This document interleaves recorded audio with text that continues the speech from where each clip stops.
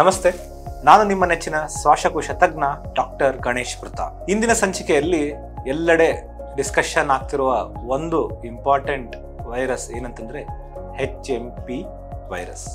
ಇದ್ರ ಬಗ್ಗೆ ತುಂಬಾ ಜನಕ್ಕೆ ತುಂಬಾನೇ ಕನ್ಫ್ಯೂಷನ್ಸ್ ಇದೆ. ಎಷ್ಟೊಂದು ಜನ ನನಗೆ ಕಾಲ್ ಮಾಡಿ ಇದ್ರ ಬಗ್ಗೆ ಸ್ವಲ್ಪ ಕ್ಲಾರಿಟಿ ಕೊಡುವಂತಹ ಒಂದು ಟಾಕ್ ಕೊಡಿ ಅಂತ ಕೇಳ್ತಾನೆ ಇದ್ರು. ಸೊ ಇವತ್ತು ನಾನು ಇದ್ರ ಬಗ್ಗೆ ಭಯಭೀತರಾಗಬೇಕಾ, ಇದು ನಿಜವಾಗ್ಲೂ ನಮ್ಮ ಹ್ಯೂಮನ್ ಬೀಯಿಂಗ್ಸ್ ಅಷ್ಟೊಂದು ತೊಂದರೆ ಮಾಡುತ್ತಾ, ಇದು ಮುಂಚೆನೂ ಇತ್ತ, ಇವೆಲ್ಲ ಸಂಗತಿಗಳನ್ನ ನಾನು ನಿಮಗೆ ನೀಟಾಗಿ ಒಂದು ಕ್ಲಾರಿಟಿ ಕೊಡ್ತೀನಿ.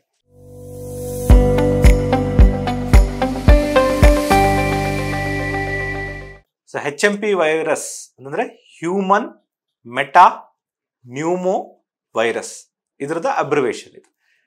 ಈ ವೈರಸ್ ಇವಾಗೇನು ಹೊಸದಾಗಿಲ್ಲ, ಮುಂಚೆನೂ ಬರ್ತಾ ಇತ್ತು. ಯೂಶಲಿ ಚಿಕ್ಕ ಮಕ್ಕಳಲ್ಲಿ ನಾವು ರೈನೋ ವೈರಸ್, RSV ವೈರಸ್ ಅಂತ ತುಂಬಾ ಕಾಣ್ತಾ ಇದ್ವಿ. ಅದು 2 to 3 months ಕಿಡ್ಸ್ ನಿಯೋನೇಟ್ಸ್ ಅಲ್ಲೆಲ್ಲ ಕಾಣ್ತಾ ಇದ್ವಿ. ಇದು 6 months ಇಂದ 12 months ಇರೋರಿಗೆ ಈ HMPV ವೈರಸ್ ನಾವು ನೋಡ್ತಾ ಇದ್ವಿ. ಇದೇನು ತುಂಬಾ ಆಘಾತಕಾರಿಯಾಗುವಂತಹ ವೈರಸ್ ಏನಲ್ಲ. ನಾರ್ಮಲ್ ಆಗಿ ಮುಂಚಿನಂಗೆ ನಾವೇನು ವೈರಲ್ ಇನ್ಫೆಕ್ಷನ್ ನೋಡ್ತಾ ಇದ್ವಿ ಅದರಲ್ಲಿ ಒಂದಾಗಿರುವಂತಹದ್ದು HMP ವೈರಸ್.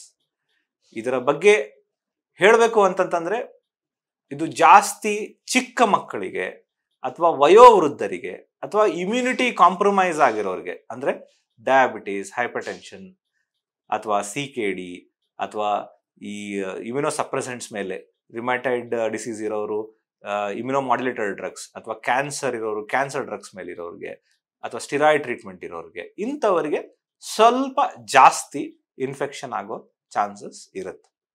ಸೊ ಈ ವೈರಸ್ಸು ಎಲ್ಲಿ ಇನ್ಫೆಕ್ಟ್ ಆಗುತ್ತೆ, ಹೇಗೆ ಇನ್ಫೆಕ್ಟ್ ಆಗುತ್ತೆ, ಇದು ಇನ್ನಿತರ ವೈರಸ್ಗಳ ತರನೇ ಡ್ರಾಪ್ಲೆಟ್ ಇನ್ಫೆಕ್ಷನ್. ಯಾರಾದರೂ ಕೆಮ್ಮಿದಾಗ, ಸೀನಿದಾಗ ಏನು ಡ್ರಾಪ್ಲೆಟ್ ಎಕ್ಸ್ಪೋಸ್ ಆಗುತ್ತೆ ಅದ್ರ ಮುಖಾಂತರನೇ ಸ್ಪ್ರೆಡ್ ಆಗುವಂತಹ ಒನ್ ಆಫ್ ದ ವೈರಸ್.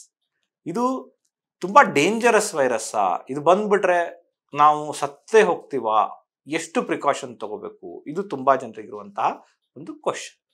ಇದು ನಾರ್ಮಲಿ ಹೇಗೆ ಅಪ್ಪರ್ ರೆಸ್ಪಿರೇಟರಿ ಟ್ರ್ಯಾಕ್ಟ್ ಇನ್ಫೆಕ್ಷನ್ಸ್ ಮಾಡ್ತಾವೋ ಅದರ್ ವೈರಸಸ್, ನಾನು ಮುಂಚಿನ ಸಂಚಿಕೆಗಳಲ್ಲಿ ಹೇಳಿದ ಹಾಗೆ ಈ ದೀಪಾವಳಿ ನಂತರ ಸೈಕ್ಲೋನ್ ಎಫೆಕ್ಟ್ ಆಗಿರ್ಬೋದು ಅಥವಾ ಚಳಿಗಾಲ ಶುರು ಆಗಿರ್ಬೋದು, ಈ ಟೈಮ್ನಲ್ಲಿ ವೈರಸ್ಗಳು ಮ್ಯೂಟೇಟ್ ಆಗುತ್ತೆ, ಎಲ್ಲರಿಗೂ ಒಂದು ರೌಂಡ್ ಫ್ಲೂ ಇನ್ಫೆಕ್ಷನ್ ತರ ಬಂದೋಗುತ್ತೆ.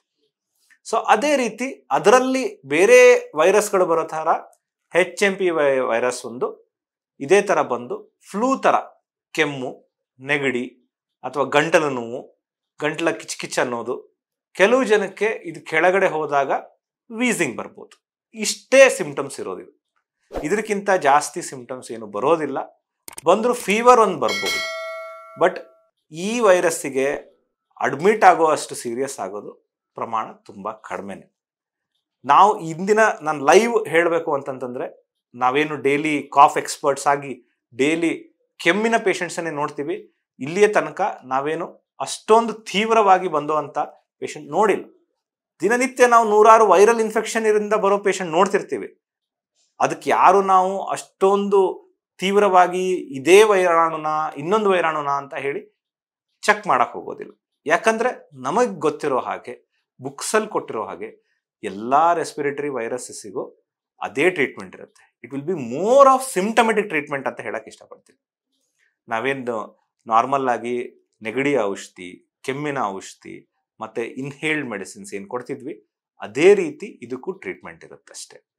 ಸೊ HMP ವೈರಸ್ ಆಗಲಿ, ಮತ್ತೊಂದು ಕೋವಿಡ್ ಆಗಲಿ, ಮತ್ಯಾವ್ದಾದ್ರು ವೈರಸ್ ಬರಲಿ, ನಾವು ಜನರಿಗೆ ಹೇಳೋದು ಇಷ್ಟೇ, ಏನು ಅಂತಂತಂದ್ರೆ ಯಾವುದೇ ರೆಸ್ಪಿರೇಟರಿ ವೈರಲ್ ಇನ್ಫೆಕ್ಷನ್ಸ್ಗೆ ನೀವೇನು ಕಾಳಜಿ, ಏನು ಪ್ರಿಕಾಷನ್ಸ್ ತಗೋಬೇಕಾಗಿರೋದು ಇವೇ ಸೂತ್ರಗಳು. ನೀವು ಕ್ರೌಡೆಡ್ ಏರಿಯಾಸ್, ನೀವು ಇಮ್ಯುನೋ ಕಾಂಪ್ರಮೈಸ್ಡ್ ಆದಲ್ಲಿ ಅಥವಾ ರಿಸ್ಕ್ ಫ್ಯಾಕ್ಟರ್ಸ್ ಇದ್ದಲ್ಲಿ ಕ್ರೌಡೆಡ್ ಏರಿಯಾಸ್ಗೆ ಹೋಗೋದು ಕಡಿಮೆ ಮಾಡಿ.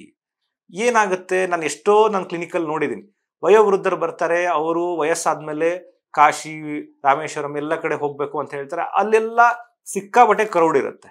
ನೀವು ಈ ಟೈಮಲ್ಲಿ ವಿಂಟರ್ ಸೀಸನ್ ಅಲ್ಲಿ ಹೋದಾಗ ನಿಮಗೆ ವೈರಲ್ ಇನ್ಫೆಕ್ಷನ್ಸ್ ಆಗೋ ಚಾನ್ಸಸ್ ಜಾಸ್ತಿ ಇರುತ್ತೆ. ಸೊ ನಮ್ಗೆಲ್ಲರಿಗೂ ಫ್ಲೂ 1 ದಿವಸ 2 ದಿವಸ ಕೆಮ್ಮು ನೆಗಡಿ ಬಂದೋದ್ರೆ ನಿಮಗೆ ತಿಂಗಳಾನುಗಟ್ಲೆ ಇದು ಈ ಇನ್ಫೆಕ್ಷನ್ ಇಂದ ಸಫರ್ ಆಗೋ ಚಾನ್ಸಸ್ ಜಾಸ್ತಿ ಇರುತ್ತೆ. ಅದಕ್ಕೆ ಕ್ರೌಡೆಡ್ ಏರಿಯಾಸ್ ಅಲ್ಲಿ ಹೋಗಬೇಡಿ. ಮಾರ್ಕೆಟ್ ಎಲ್ಲ ಏರಿಯಾಸ್ಗೆ ಹೋಗ್ಬೇಕಾದ್ರೆ ಒಂದು ಮಾಸ್ಕ್ ಹಾಕೊಂಡು ಹೋಗಿ. ನೀವು ಪಬ್ಲಿಕ್ ಯುಟಿಲಿಟಿ ವೆಹಿಕಲ್ಸ್, ಮೆಟ್ರೋಸ್ ಆಗಲಿ, ಬಸ್ಸಸ್ ಆಗಲಿ, ಎಲ್ಲಾದ್ರೂ ಹೋಗ್ಬೇಕಾದ್ರೆ ಮದುವೆ ಮುಂಜುವೆಗಳಿಗೆ ಹೋಗೋದಾಗ್ಲಿ ಒಂದು ಮಾಸ್ಕ್ ಅನ್ನು ಹಾಕೊಳ್ಳಿ. ಸೊ ಯಾರಾದ್ರೂ ನಿಮ್ಮ ಮನೇಲಿ ಕೆಮ್ತಾ ಇದ್ರೆ, ನಿಮ್ಮ ಸುತ್ತಮುತ್ತ ಕೆಮ್ತಾ ಇದ್ರೆ, ಅವರಿಗೆ ಈ ನಾರ್ಮಲ್ ನಾವು ಕಾಫ್ ಎಟಿಕ್ವಿಟಿ ಅಂತ ಹೇಳ್ತೀವಿ, ಕೈಯನ್ನ ಒಂದು ಸ್ವಲ್ಪ ಮುಖದ ಹತ್ರ ಇಟ್ಕೊಂಡು ಕೆಮ್ಮಕ್ಕೆ ಹೇಳಿ, ಅಥವಾ ಅವು ಕೆಮ್ಮುವರು ಸ್ವಲ್ಪ ದೂರ ಹೋಗಿ ಕೆಮ್ಮಲಿ, ಅವರಿಂದ ಸ್ವಲ್ಪ ಡಿಸ್ಟೆನ್ಸ್ ಮೇಂಟೈನ್ ಮಾಡಿ ಅಂತ ಹೇಳ್ತೀವಿ. ಸೊ ಆಹಾರ ಪದ್ಧತಿಗಳಲ್ಲಿ ತುಂಬಾ ಜನ ನನಗೆ ಕೇಳ್ತಾ ಇರ್ತಾರೆ, ಏನ್ ಮಾಡ್ಬೇಕು? ನಾನು ಮುಂಚೆ ಹೇಳ್ದಂಗೆ ವಿಂಟರ್ ಸೀಸನ್ ಅಲ್ಲಿ ಮೊಸರು, ಮಜ್ಜಿಗೆ, ಸೌತೆಕಾಯಿ, ಬಾಳೆಹಣ್ಣು, ದ್ರಾಕ್ಷಿ ಹಣ್ಣು, ಕಲ್ಲಂಗಡಿ ಹಣ್ಣು, ಈ ತರದ್ದು ಈ ಶೀತಲ ಪದಾರ್ಥಗಳು, ರೆಫ್ರಿಜರೇಟೆಡ್ ಐಟಮ್ಸ್ ಯಾವುದು ನೀವು ಅನ್ಕುಕ್ಡ್ ಅನ್ಬಾಯ್ಲ್ಡ್ ತಿಂತಾ ಇರ್ತೀರ, ಅವನ್ನ ಸೇವಿಸೋದು ಸ್ವಲ್ಪ ಕಡಿಮೆ ಮಾಡ್ಕೊಳ್ಳಿ. ಎಲ್ಲ ನೀವು ಊಟ ಮಾಡೋದು ಕುಕ್ಡ್ ಬಾಯ್ಲ್ಡ್ ಆಗಿದ್ರೆ ಒಳ್ಳೇದು. ಮುಂದಿನ ಪಾಯಿಂಟ್ ಹೇಳೋದೇನು ಅಂತಂದ್ರೆ, ನಿಮ್ಮನ್ನ ನೀವು ವಾರ್ಮ್ ಆಗಿಟ್ಕೊಳ್ಳಿ. ಈ ಶೀತದ ಟೈಮಲ್ಲಿ ಏನಾಗುತ್ತೆ, ಕಿವಿಯಿಂದ ಆಗ್ಲಿ, ನಮ್ಮ ತ್ವಚೆಯಿಂದ ಆಗ್ಲಿ, ನೀವೇನಾದ್ರೂ ಕೆಳಗಡೆ ಡೈರೆಕ್ಟ್ ಆಗಿ ಮಲ್ಗೋದ್ರಿಂದ ಈ ಥಂಡಿ ನಿಮ್ಮ ಡೈರೆಕ್ಟ್ ಬಾಡಿಗೆ ಹೋಗ್ಬಿಟ್ಟು ಲಂಗ್ಸ್ ಫ್ರೀಸ್ ಮಾಡಿಬಿಟ್ಟು ಬ್ರಾಂಕೋಸ್ಪಾಸಮ್ ಆಗುತ್ತೆ. ಸೊ ಅವಾಗ ನಿಮಗೆ ವೀಸಿಂಗ್ ಬರೋ ಚಾನ್ಸಸ್ ಜಾಸ್ತಿ ಇರುತ್ತೆ, ವೈರಲ್ ಅಟ್ಯಾಕ್ ಆಗೋ ಚಾನ್ಸಸ್ ಜಾಸ್ತಿ ಇರುತ್ತೆ. ಅದಕ್ಕೆ ನೀವು ಅದಕ್ಕೆ ಬಟ್ಟೆಗಳನ್ನು ಯಾವ ತರ ಧರಿಸ್ಬೇಕು ಅಂತಂತಂದ್ರೆ, ಫುಲ್ ಸ್ಲೀವ್ ಸ್ವೆಟರ್ ಹಾಕೊಳ್ಳಿ, ಒಂದು ಮಫ್ಲರ್ ಹಾಕೊಳ್ಳಿ, ಮತ್ತೆ ಮನೆಯಲ್ಲಿದ್ದಾಗ ಸಾಕ್ಸ್ ಅನ್ನು ಬಳಸಿ. ಈ ತರ ಎಲ್ಲ ಪ್ರೊಟೆಕ್ಷನ್ ತಗೊಳೋದ್ರಿಂದ ನಿಮಗೆ ತುಂಬಾ ಹೆಲ್ಪ್ ಆಗುತ್ತೆ. ನೀವು ಊಟ ಮಾಡ್ತಿರಲ್ಲ, ಅದರಲ್ಲಿ ಆಹಾರ ಪದ್ಧತಿಗಳಲ್ಲಿ ಕಷಾಯಗಳನ್ನು ಅಳವಡಿಸ್ಕೊಳ್ಳಿ. ಲವಂಗ, ಶುಂಠಿ, ಅರ್ಶಿಣ, ಇದು ಎಲ್ಲ ಮಿಶ್ರಣ ಇರುವಂತಹ ಕಷಾಯಗಳನ್ನು ಮಾಡ್ಕೊಂಡು ಕುಡಿದ್ರೆ ನಿಮಗೆ ಯೂಶಲಿ ವೈರಸ್ ಇನ್ಫೆಕ್ಷನ್ ಬರೋ ಚಾನ್ಸಸ್ ಕಡಿಮೆ ಇರುತ್ತೆ. ಲಾಸ್ಟ್ ಒಂದು ಪಾಯಿಂಟ್ ಏನು ಹೇಳಕ್ ಇಷ್ಟಪಡ್ತೀನಿ ಅಂದ್ರೆ, ವ್ಯಾಕ್ಸಿನೇಷನ್. ಎಲ್ಲರೂ ನಂಗೆ ತುಂಬಾ ವ್ಯಾಕ್ಸಿನೇಷನ್ ಬಗ್ಗೆ ಕೇಳ್ತಾನೆ ಇರ್ತಾರೆ. ಫ್ಲೂ ವೈರಸ್ ವ್ಯಾಕ್ಸಿನ್ ಪ್ರತಿ ವರ್ಷ ನೀವು ಈ ದೀಪಾವಳಿಯ ಟೈಮ್ಗಿಂತ ಮುಂಚೆನೆ ಪ್ರತಿ ವರ್ಷ ಹೊಸಾದ್ ಬರುತ್ತೆ. ಟೆಟ್ರಾವ್ಯಾಲೆಂಟ್ ಫ್ಲೂ ವ್ಯಾಕ್ಸಿನ್ ಅಂತ ಹೇಳ್ತೀವಿ. ಸೊ 4 ವೇರಿಯಸ್ ಅಂಶ ಇರುವಂತಹ, ವೇರಿಯಸ್ ಸ್ಟ್ರೈನ್ಸ್ ಇರುವಂತಹ ವೈರಾಣುಗಳಿಂದ ಮಾಡಿರುವಂತಹ ಒಂದು ಫ್ಲೂ ವ್ಯಾಕ್ಸಿನ್ ಬರುತ್ತೆ.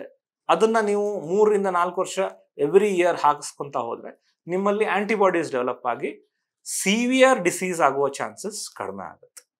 ಸೊ ಇದನ್ನೆಲ್ಲ ನೀವು ಗಮನದಲ್ಲಿ ಇಟ್ಕೊಂಡ್ರೆ ಈ HMPV ವೈರಸ್ ಆಗಲಿ, ಇನ್ನೊಂದು ವೈರಸ್ ಯಾವುದೇ ಬರಲಿ, ಯಾವ ವೈರಸ್ಸು ನಿಮ್ಮನ್ನ ಏನು ಮಾಡೋಕ್ಕಾಗೋದಿಲ್ಲ. ನೀವು ಆರಾಮಾಗಿರ್ಬೋದು ಅಂತ ಹೇಳಕ್ ಇಷ್ಟಪಡ್ತೀನಿ. Thank you. ಲೇಟೆಸ್ಟ್ ಹಾಗೂ ಇಂಟ್ರೆಸ್ಟಿಂಗ್ ಸುದ್ದಿಗಳಿಗಾಗಿ ಬಾಸ್ ಟಿವಿ ಕನ್ನಡ ಚಾನೆಲ್ನ ಸಬ್ಸ್ಕ್ರೈಬ್ ಮಾಡಿ. ಹಾಗೆಯೇ ಬೆಲ್ ಐಕಾನ್ ಪ್ರೆಸ್ ಮಾಡಿ. ಇದರ ಜೊತೆಗೆ ಫೇಸ್ಬುಕ್, ಇನ್ಸ್ಟಾಗ್ರಾಮ್, ಎಕ್ಸ್ ನಲ್ಲೂ ಮಿಸ್ ಮಾಡದೆ ಫಾಲೋ ಮಾಡಿ.